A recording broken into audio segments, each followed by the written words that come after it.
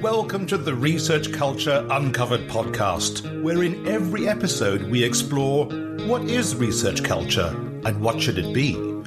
You'll hear thoughts and opinions from a range of contributors to help you change research culture into what you want it to be.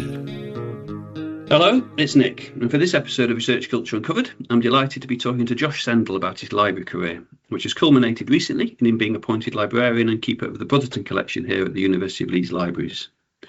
Josh's career in academic libraries started at Lancaster University, where he held roles including library aide, learning zone student advisor, information assistant, research data manager, and head of open research. He then joined the University of Nottingham as Associate Director for Research before moving to Leeds, first as Director of Library Services, and now as Librarian and Keeper of the Brotherton Collection. So hello, Josh, and welcome to the podcast. Hello, Nick. It's great to be on the podcast. And I have to say, we've started out with what felt a bit like this is your life. Yeah. It's always interesting having your career path reflected back to you. I'm not going to introduce any surprise guests from your past, don't worry. But first of all, congratulations on your new role, which is still a very new role. And I think we should emphasise that it's the top job in the library. You're head of the library, if you like, I suppose. So congratulations on that. And as I say, it's still early days. How are you finding it so far? Well, thank you, firstly, for the congratulations. I'm very much enjoying the role. It's a tremendous opportunity and indeed a privilege to step into this role, continue the work of my predecessors, and also work with the staff community to define what our strategic horizons look like moving forwards. And of course, I step into this role at a time of significant turmoil. Mm-hmm. And I mean that in terms of the pan-global political settlement. There's an awful lot going on at the moment. And of course, higher education isn't immune to the shock that we've seen that comes from those changes in the political arena, and indeed some of the economic challenges that we're experiencing as well. So it's an interesting time to step into the role, but it's a time that's not without its challenges. However, I'm fortunate to be supported by an excellent library executive and leadership team, and indeed to work with so many great colleagues across libraries, collections and galleries. So it's a heady combination of optimism, excitement, but also pragmatic realism. Right. Well, it's interesting you say, as you say, what did you say? I can't say that again.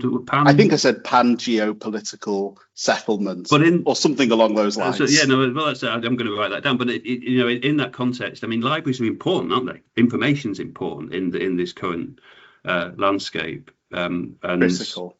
And obviously, we are privileged to be in a big research-intensive university, one of the biggest research libraries in the UK, I think. Is that right?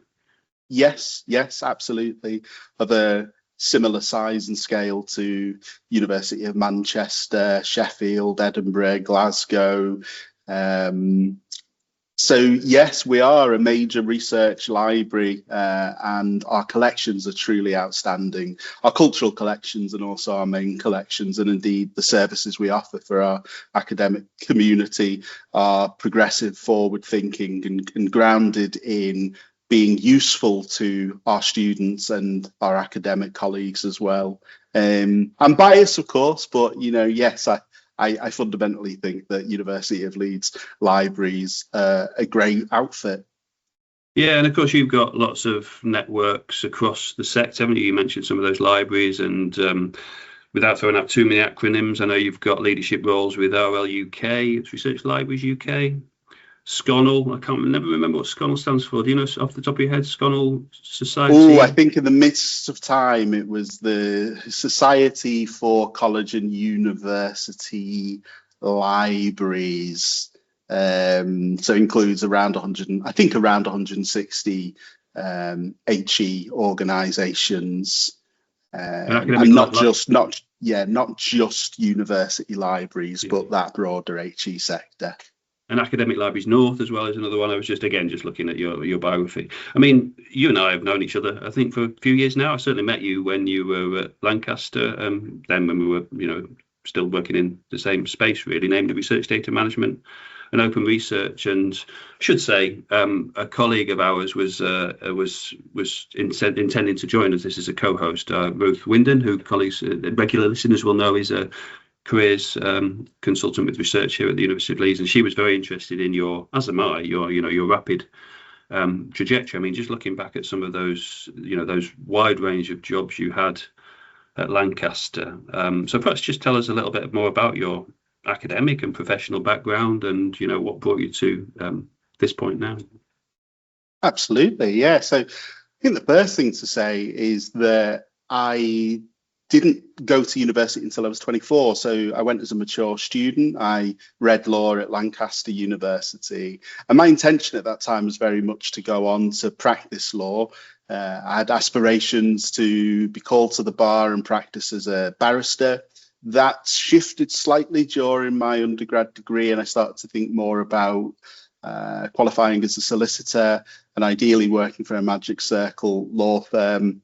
As I got to my second year and into my third year, I started to think seriously about accumulating some work experience, getting some work experience under my belt, and undertook placements with Lancashire County Councils in their legal services department, with a small provincial but very well respected law firm in Lancaster, and my academic interests started to narrow. So I became particularly interested in commercial and corporate law. And I decided towards the end of my undergrad that I was going to undertake a research master's, and I was going to look at an area of commercial insolvency, particularly around asset tracing and freezing injunctions.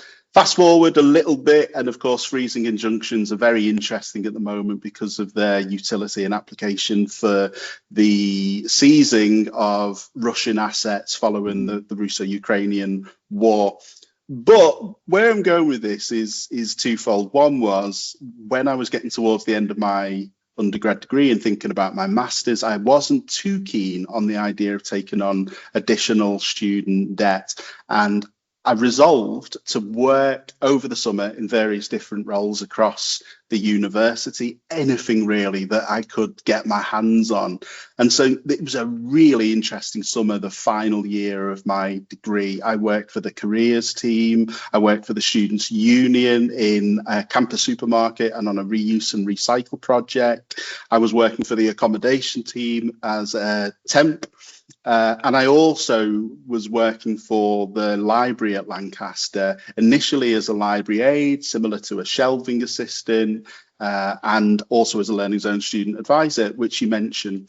And two things became apparent to me. The first was that it was entirely possible to save enough over that summer to pay my fees for the masters. But the second was that I was thoroughly enjoying the HE environment. I was genuinely loving how diverse universities are. As a student, you don't necessarily appreciate all of the operations that go on behind the scenes. We are large corporate organizations with complex structures and a commercial acumen and all of the different professional service areas that enable us to deliver our academic mission.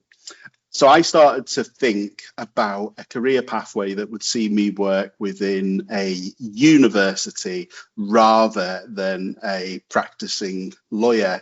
At that time, it was a bit tricky to try and identify a clearly delineated career pathway that had equivalence to the training contract you'd undertake to become a solicitor, for example. And so the early part of my career in HE was really diverse, lots of different roles, lots of different experiences, lots of sideways moves. The other thing I mentioned, because there were two, the other thing I mentioned was that I also came to realize that within that HE environment, what I was enjoying most was my work in the libraries. I absolutely loved it. Of course, it was my second home because I was doing a research master's, and so I spent a lot of time in the library. But the more I learned, the more I realized I needed to learn. And I think it's Charles Darwin who's attributed as saying the joy of knowing things always goes on increasing the more you know. And that's certainly been true for me and the library sector. So my first full-time role was an information assistant. That's very similar to the customer services assistants roles we have at University of Leeds libraries.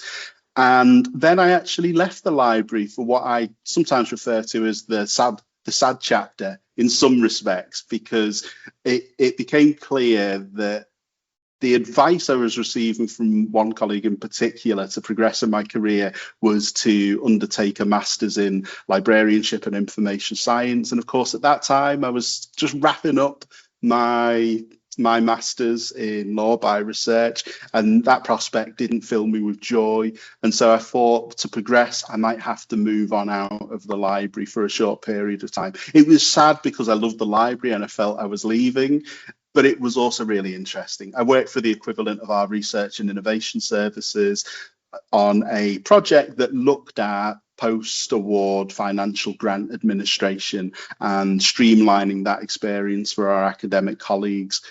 What I didn't know at the time was that would stand me in really good stead when the next role I progressed to became available in the library, and that was as a research data manager. So because I'd had that experience of the research life cycle from the financial perspective, I was able to map the, if you like, RDM life cycle against what I'd learned, and I was able to evidence that at interview, and it also influenced the way that I developed our services moving forwards.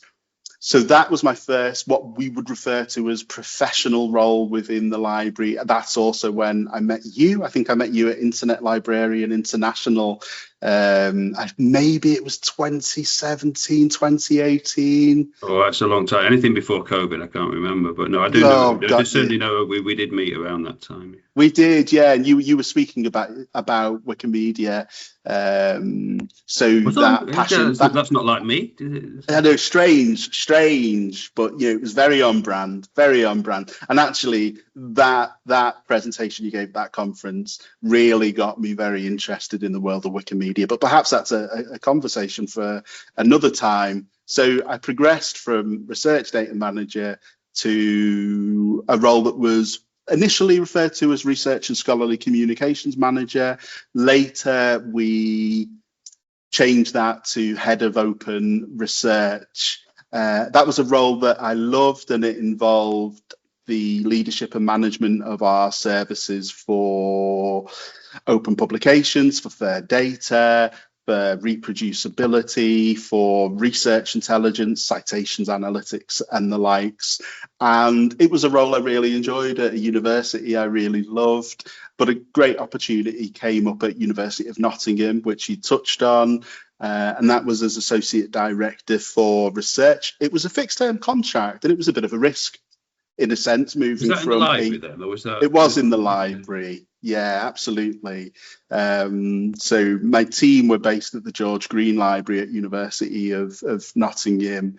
But it was a risk. It was a leap of faith, in a sense, moving into a fixed term contract role, leaving behind a full-time role.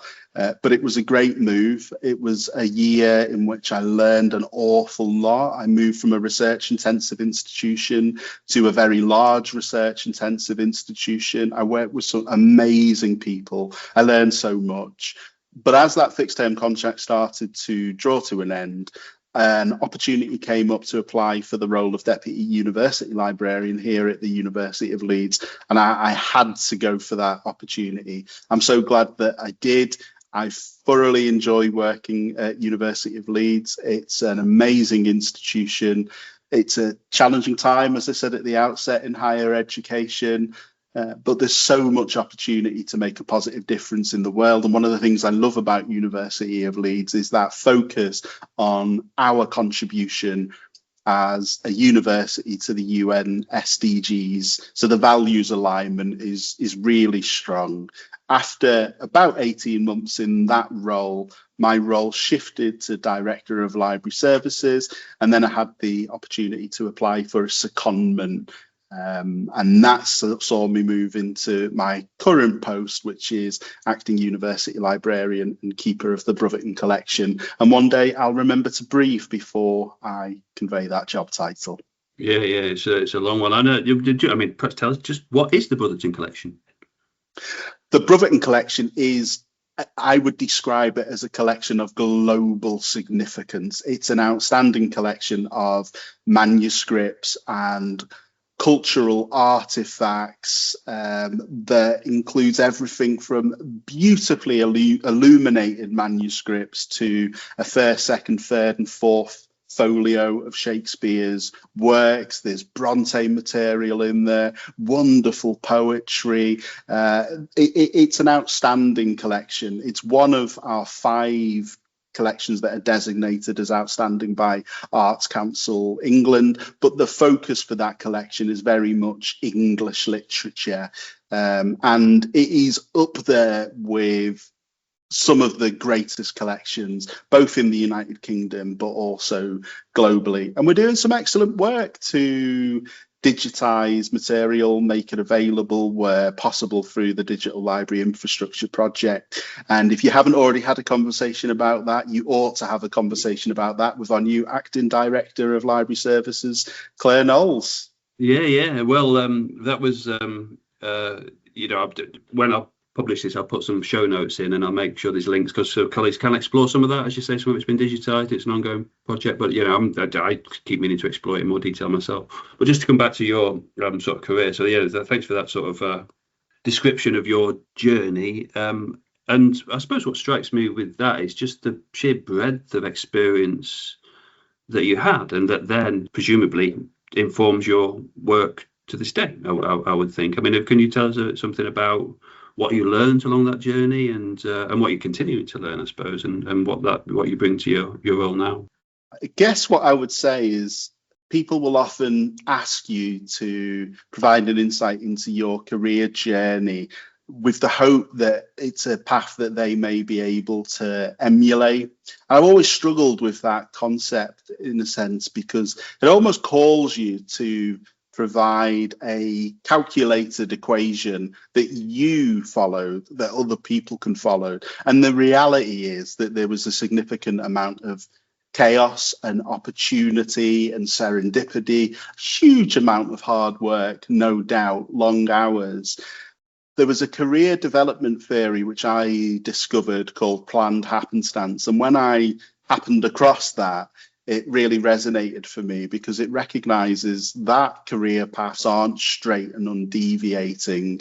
They are convoluted, they are meandering, and that's very much been my experience. But it's not a model that sees you surrender yourself as a hostage to fortune. It recognizes that you have to be purposeful, curious, open to new opportunities, committed to learning and ongoing professional development throughout your career, but you also have to be responsive to the opportunities that come up and create opportunities where you can as well. So that model really worked for me because I wasn't able to give people a calculated equation, a straight path. The chaos is something different. My career pathway looks a bit more like taking a ball of yarn and rolling it on an unlevel surface. And I think that's the reality that I would want to convey to listeners is if you think that you'll be able to carve out a straight path, then my experience is that actually that path will look quite different. Perhaps you could say with the benefit of hindsight that it's artistic. There's creativity there. And as a result, it's perhaps a more enjoyable experience because of the twists and the turns. So that's what I learned. What I learned is that the model of planned happenstance career development theory is one that really works when it's transposed on my lived experience throughout my career. Yeah, and obviously, as we've discussed, you've moved into a position of senior leadership fairly quickly. What's important to you in your role as a leader in leadership, and perhaps related to that, what's been your experience of leaders in your own journey?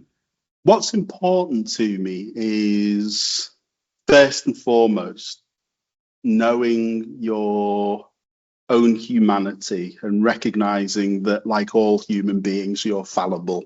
So that's fundamental to me. There's a leadership theorist who I love, Brené Brown, and she talks about the importance of rumbling with vulnerability.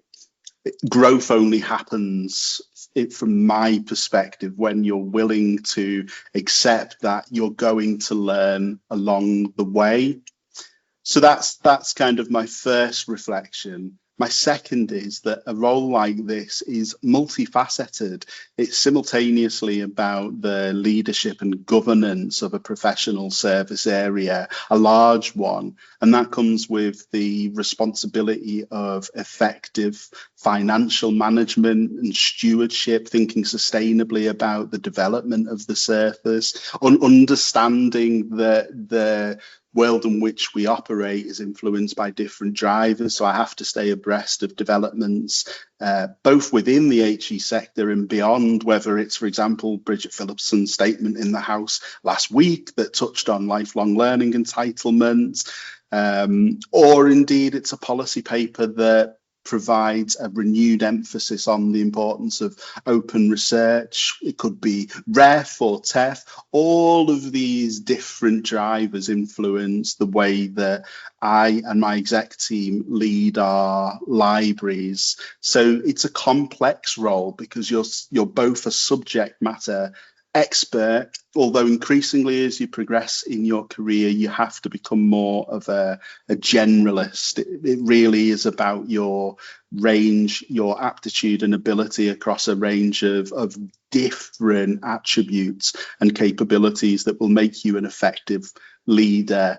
So that generalist skill set becomes increasingly important. I find the more senior you become. The now Chief Operating Officer at the University of Birmingham, somebody who earlier on in my career was a really good mentor for me, once described careers as an hourglass. You start out as a generalist, you specialise mid-career, and if you choose to progress to more senior leadership positions, you become more of a generalist.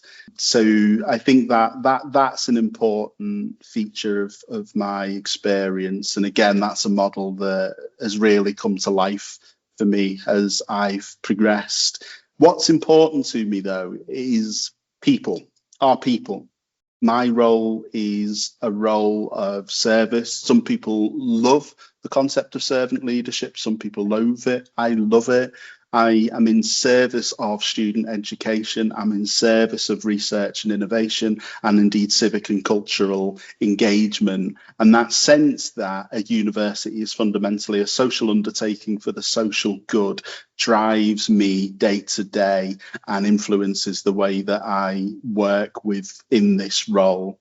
But I'm also a university leader. You know, that's an important feature of any head of professional services experience of the day-to-day, is that you are a service leader within your service. You represent your service within the institution, but you are also an institutional and sectoral leader in your domain. So it's a broad church, and I think we could talk probably for an hour about what the experience of heading up libraries, collections and galleries looks like. Yeah, no, thanks, Josh. And related to that, I suppose, I just wanted to touch on, I mean, you already mentioned that you've got leadership roles in a range of organisations like RL UK and Scotland, etc., where you've taken a bit of a leadership role in the EDI space, equality, diversity and inclusion. I mean, could you tell us a little bit about what motivates you in that area? Yes, yeah, absolutely. I guess the first thing I would say is for accessibility reasons, although this isn't a video podcast, but we're at a video podcast for accessibility reasons at the outset.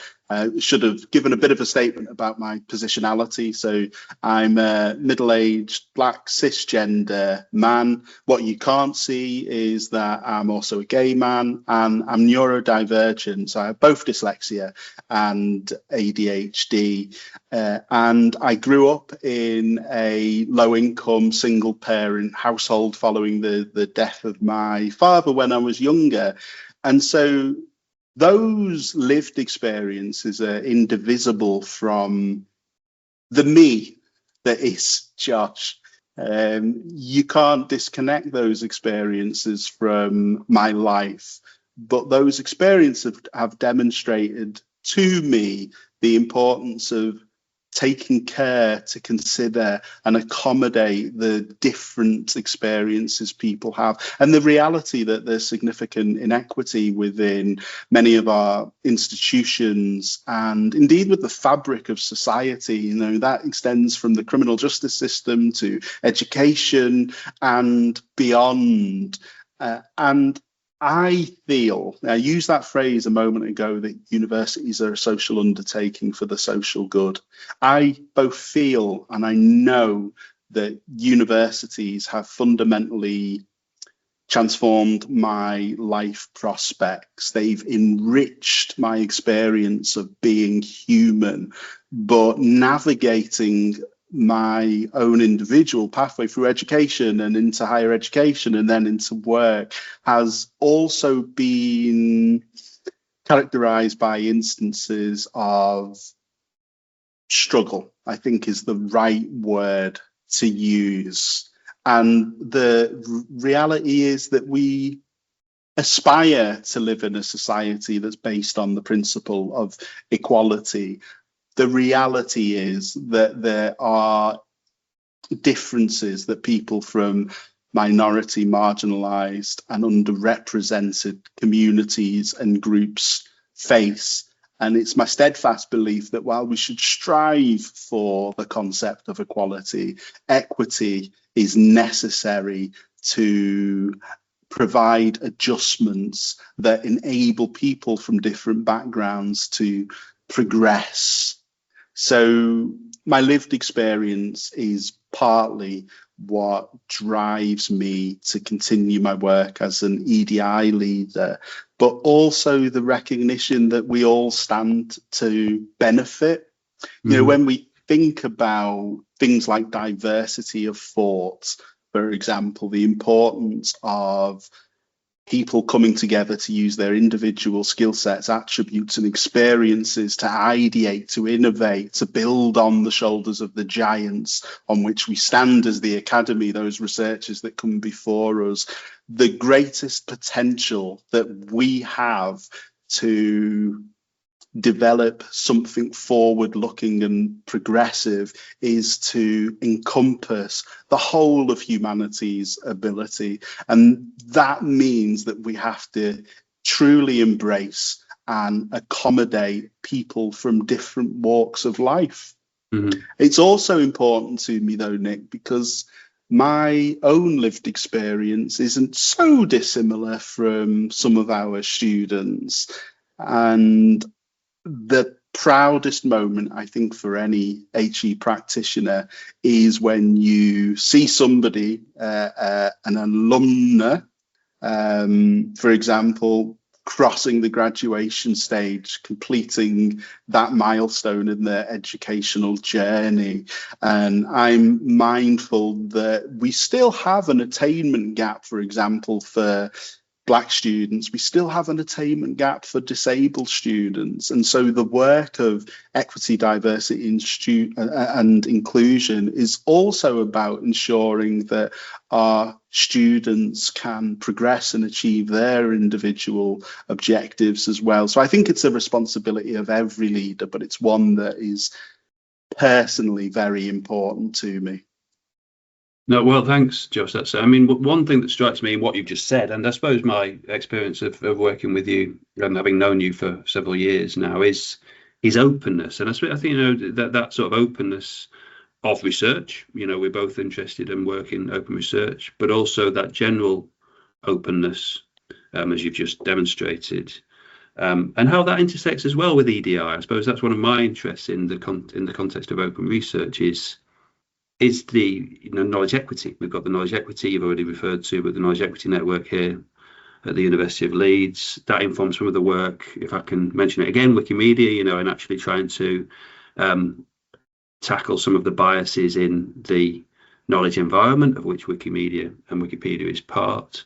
It's part of the library strategy, isn't it? I mean, you've already been referring to these types of issues in terms of knowledge for all. But I don't know if you've got any, passing thoughts on that intersection of open research, open education, and how that relates more broadly to EDI. Yeah, but perhaps before I do, I always want to caveat my own openness by saying to listeners that the decision as to whether or not to be open about your own lived experience is a personal one. And I would never want to project onto others an expectation that they are perhaps as open as I am. It has to be a personal decision. So I just wanted to nuance the way in which I'm happy to rumble with vulnerability, Yeah. and say that you don't necessarily have to if you're a listener and that resonates. But openness. So yes, there is absolutely an intersection between the world of open higher education and openness about around EDI. And it's this, that when I walk around our libraries, occasionally I glance at our student cohort and then I ponder on the titles of the books on the shelves and the names on the spine. And the reality is that the diversity in terms of protected characteristics that we see in our student population isn't represented within the academy at large. It's not represented on the books on the shelves, as it were. And so that is a reality. You know, we've done some great work over the last couple of years around the 100 Black Women Professors Now program. You know, in 2018, there were, I think, 25 Black women professors in the UK. Fast forward, I think that number has roughly doubled, but, you know, we still aren't in triple figures, as I understand it. And that gives you a sense of the scale of the challenge. And what I have come to recognize is that for students, early career researchers who are from underrepresented groups, and will focus on ethnicity for the moment, there is the experience of what theorists refer to as epistemic injustice, and that's something that compounds throughout your career. And the canon, the body of accumulated knowledge that we work with in the university library, contains such great insights, such great charting of the progress of humanity as a walking, talking, thinking being. But we've still so much work to do to ensure that the pipeline from student to early career researcher and beyond is one that sees individuals progress on the basis of ability alone. And that requires that approach that is one of equity, of acknowledging and accommodating different experiences. So there are other reasons why I think the synergies are strong. And, you know, you could talk about open publications, for example, and the importance of open peer review. You can talk about reproducible research. So these are areas where individuals from underrepresented backgrounds can potentially do something a little bit different, work in ways that align with their values. And this is important. You know, that point around value alignment is that it's hard not to accept the premise that open research as a concept is aligned with our values. For example, our motto at University of Leeds, and knowledge will be increased. That sense that the potential is greatest when the research is open. And there's nuance, you know, as open as necessary, or rather as open as possible, as closed as necessary, is a mantra we often repeat. So there is a lot of nuance. But the point I would make is that there's a values alignment, but we need the rewards and incentives piece to catch up with the principles that government and research funders want to see progressed around open research. And that sense that open research is the democratization of the development of research outputs. I think that's fundamental as well. It's democratic, it's open, it's transparent. So there's clearly an alignment in my mind. Others may have different opinions, but there's a definite crossover to my way of thinking between open research and EDI, because it moves things from the esoteric and dark and nebulous, hard to understand, into the open and the light. Now, I appreciate that that's a bit of a poetic portrayal, but you'll appreciate where I'm coming from, I think. Yeah, no, thanks, Josh. I'm conscious a little bit of we're getting towards the end of our hour, so perhaps just bring it back to library careers and some of the challenges perhaps in libraries you've already referred to. All that, as open as possible, as closed as necessary, as you say, is our mantra, and sort of the administrative sort of issues around that. But what are some of the other main challenges beyond, equity issues that we've been talking about in the library sector? I mean, AI is a big one. Have we got time to just touch on the challenges of AI, which again intersects with openness, I think, and open research, and a big part of our strategic thinking, I think, at the moment, isn't it? Did anything, we haven't got that much time left, so I'm not sure if you can sort of summarize some of the issues that we're thinking about in terms of AI and how it relates to equity as well, actually, I think. Yes, yeah, and perhaps it'll have to be a spoiler for another conversation, because one could talk for days on this topic. What I would say is that technology has forever been about the extension and amplification of human capabilities. AI is just another technology.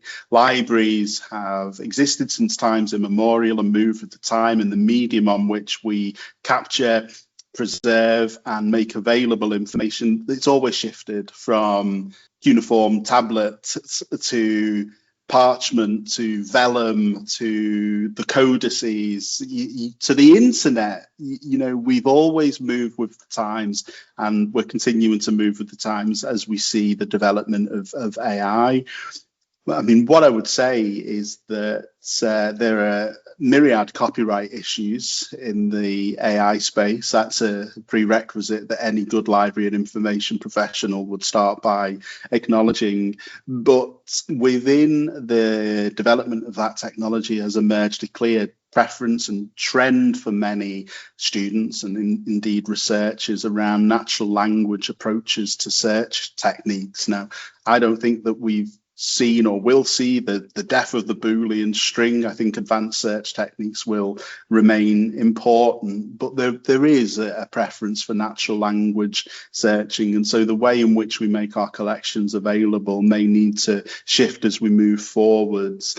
I would also say that initially, if you'd have asked me in October 22, as ChatGPT became freely available to the public, one of my major concerns was that, again, aside from the copyright issues, that ChatGPT had swallowed the whole of the internet and was able to regurgitate it in a way that seemed to emulate human intelligence. But artificial intelligence is not artificial, and it's not intelligent. It is a technology. And it has useful applications. I've absolutely no doubt about that. Its semantic reasoning and ability to construct language effectively is incredibly impressive. So what we have to champion within libraries is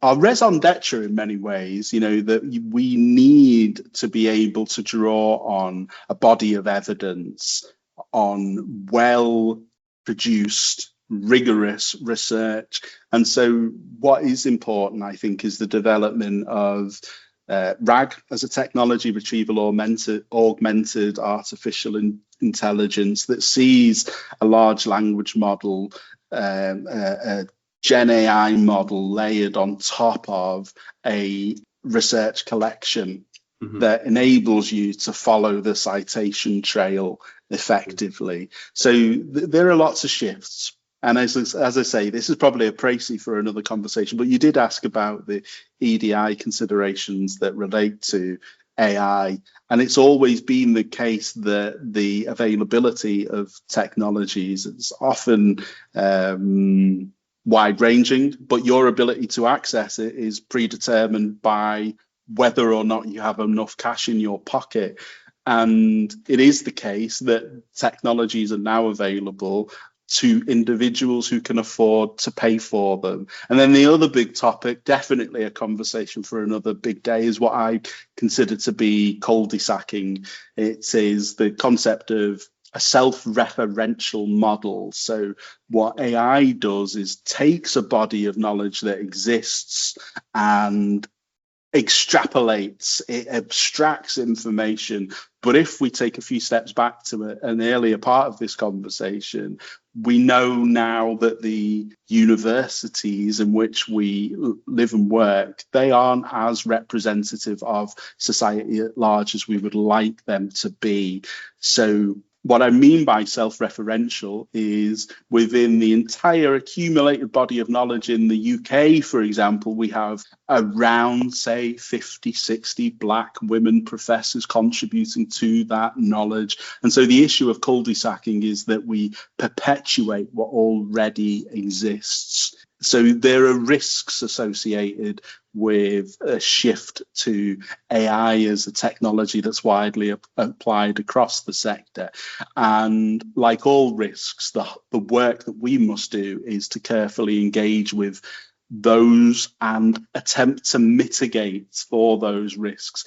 Because what I don't want to do is to present a model of catastrophe. I genuinely think that AI holds significant potential for how we work within the HE environment. We just have to take care to remember that it's the human in the loop that must drive the loop. Yeah, no, that's thanks, Josh. Very quickly, just to have one more question in the library space that I've been discussing with colleagues, and I promised a colleague to put to you, is something that I've been thinking about quite a lot, is bridging between open research and open education. You know, to me, you may disagree, but to me, they feel slightly siloed from one another, even though our strategy as a university, they tend to operate in separate spaces. I just wondered, finally, if you've got any thoughts on how we can perhaps bridge open research and open education. Perhaps AI is part of that, I don't know. I think it's a fair reflection that the wonder of a research-intensive institution with a serious track record of delivering outstanding educational opportunities is that we tend to be organised along strategic lines that see us not differentiate, but specialise when it comes to, say, the governance of research and innovation or the governance of taught student education. And those are two worlds that intersect and enrich each other. That's important. But we have, for example, Research and Innovation Board that will consider topics relating to open access, to research data management. And then you have Taught Student Education Board, and it's interested in pedagogy and teaching practices and making open texts available, for example. So I don't know that they're siloed and competing. They're certainly complementary. But perhaps we need to do more work to join the dots up, because that point, the world-class research informs world-class educational opportunities, is compelling. So it's interesting, the formation of that question and the way in which it was posed actually gives me cause to pause and reflect on our current approaches, and also to have that same conversation with our open research group, for example, or our open educational resources group, and to take their thoughts on the topic. So there's a necessary degree of specialisation perhaps at play because of the depth and complexity of both of those different areas. But if the goal is, and knowledge will be increased, then you have to think about how the one informs the other and how the other enriches the former. So what a great conversation for us to continue offline as well. That's that is something that hopefully we can talk about in a bit more detail, with you and I and other colleagues. But for now, I suppose just finally to ask if you've, to return to the beginning of our conversation and your career thus far. I mean, can you? And I'm conscious actually as well. I did refer to your current role as the culmination. Perhaps it isn't. I don't know. I don't know if you've got any ambition beyond that. Perhaps you could tell us that. But do you have any top tips to give our listeners who perhaps work in libraries or in the university sector or elsewhere, and who are keen to move perhaps into the sector or into libraries through a sideways move, and any sort of final thoughts on what people could be thinking about in that area? I've said it a lot, I think, throughout this conversation. I would invite any listener to reflect deeply on their values and also to know their own value as well. Understanding your motivations, what really drives you, is the essence of being able to work in ways that are authentic to you. And you need that alignment. We spend a significant amount of our waking days working. So understanding that you want to find ways to work that are true to you and provide you with a sense of purpose and satisfaction, I think, is the essence of having a meaningful and enjoyable career. Great. Thanks very much, Joshua. Thanks very much for your time. I think we're just about the hour. I'm sure you've got plenty more meetings to go to today, so really appreciate you taking the time to talk to us today. And thank you very much, and speak to you again. My absolute pleasure, Nick. Thanks again. Cheers and bye for now. Thanks for listening to the Research Culture Uncovered podcast. Please subscribe so you never miss out on our brand new episodes. And if you're enjoying the discussions, give us some love by dropping a 5-star rating and written review, as it helps other research culturists find us. And please share with a friend and show them how to subscribe. Thanks for listening, and here's to you and your research culture.